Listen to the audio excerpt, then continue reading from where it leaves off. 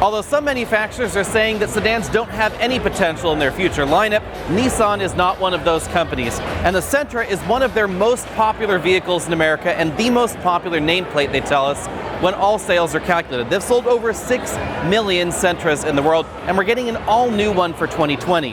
This now looks definitely like a member of the rest of the Nissan family. We have the same sort of grille going on up front that we find in the Nissan Versa, the Nissan Maxima, the Nissan Altima, etc. We first saw this in some of Nissan's crossovers. It has the strong V shape right there. We have a radar sensor behind this Nissan logo because for 2020, all Nissan Sentras are getting their latest suite of active safety systems. Now that does not include radar adaptive cruise control standard, but autonomous emergency braking and a number of their other key safety features are going to be found on every single model. Like the rest of the Nissan lineup, we have V-shaped daytime running lights and full LED headlamps in this particular model. There are also some fog lamps down below. Now as we come around the side of the Nissan Versa, you'll notice that this is definitely bigger than the last generation model. Nissan tells us that this is about 2 inches wider and about 2 inches longer than the model that it replaces. The extra length means that we get more interior room than we had before. We should have a little bit more leg room, although we don't have all of the details just yet. And then we have this two-tone roof concept, which we've seen in a number of other Nissans before. It's proved to be so popular that they're putting it on the Sentra now. So we have a black roof here, the orange body down below. Now this is optional. If you don't choose the two-tone roof, this small section right here remains black. So it has that floating roof that some of you like, some of you don't like too much. Under the hood, we find an all-new 2-liter 4-cylinder engine. This produces 149 horsepower, which is a 20% improvement over the last generation Sentra. A common complaint with Nissan's last model of compact sedan was that it wasn't as powerful as some of the competition. But with the improvement in horsepower, this really puts it in line with what we see from Toyota in their all-new Corolla. Power is going to be routed to the front wheels only via a CVT, just as we've come to expect from Nissan. We don't have any fuel economy estimates, but we're told that this is going to be more efficient than the last generation Sentra, even though we have more power. Front seat comfort definitely seems to have been improved over the last generation Sentra. This version gets Nissan's zero-gravity seats, that's what they're calling the overall seat design, and these definitely appear to be a little bit more comfortable than the last generation model. We also have a two-way lumbar support in the trim that we're looking at right here, which is definitely a touch that I appreciate. Although it is worth noting that the seat is not as adjustable as some of the competition. Specifically, the seat bottom cushion doesn't appear to move up and down at the front of the seat cushion and at the back of the seat cushion. It's just a single motion there. We do, however, have a tilt telescopic steering column with a large range of motion like we find in other Nissan models. And overall, as we're going to take a look at in a bit, the interior quality has definitely taken a significant turn for the better. Hopping into the rear seats, we definitely find a decent amount of legroom. This appears to be a little bit of an improvement over the current generation Sentra, although again, we haven't had both models back-to-back to test. Headroom is a little bit limited in most compact sedans, and indeed it is a little bit limited in the Sentra by all appearances, but this seems to be a little bit better than some of the competition. One of the improvements in this generation is that it's become wider, and that gives us a little bit more room across the rear bench seat. Overall cargo capacity definitely appears to be improved over the last generation, and there's still a spare tire under there. Moving on into the inside, we have a pretty standard sized moonroof right there over the driver and front passengers' heads, height adjustable shoulder belts, which is something that we don't find in all compact vehicles out there.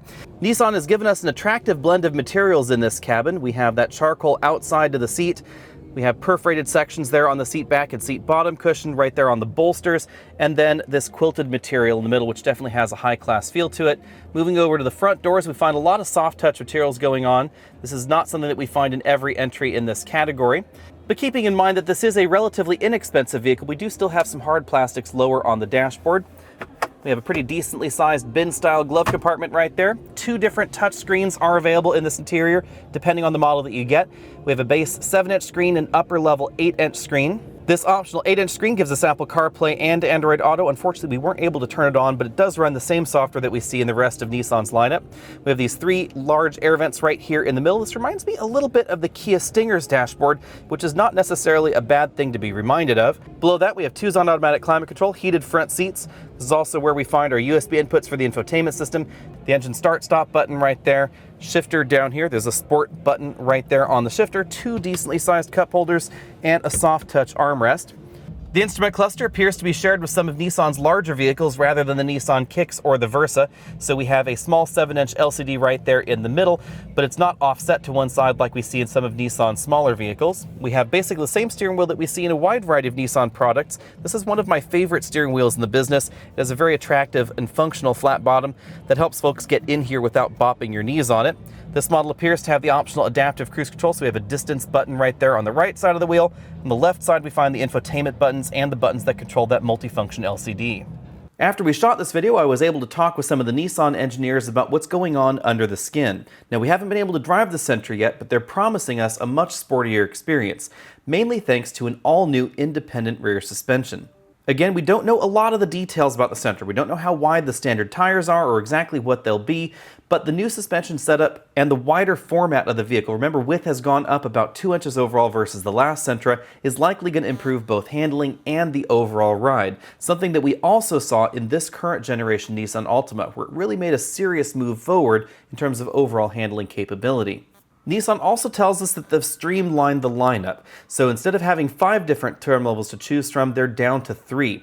It's worth noting that the SR Turbo and Nismo models are at least gone for now. We don't know if they're going to return, but I would expect that if Sentra sales prove to be better than expected, then those higher performance models are likely to come back, possibly with something along the lines of maybe a VC Turbo under the hood.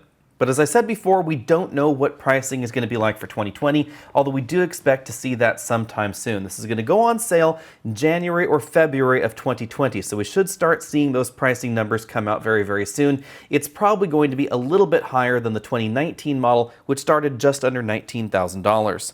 Until we can get our hands on one for a complete first drive review, be sure and hit that subscribe button down there at the bottom of your screen. You can also head over to facebook.com/AlexNautos, and of course check out all of our coverage from the 2019 LA Auto Show.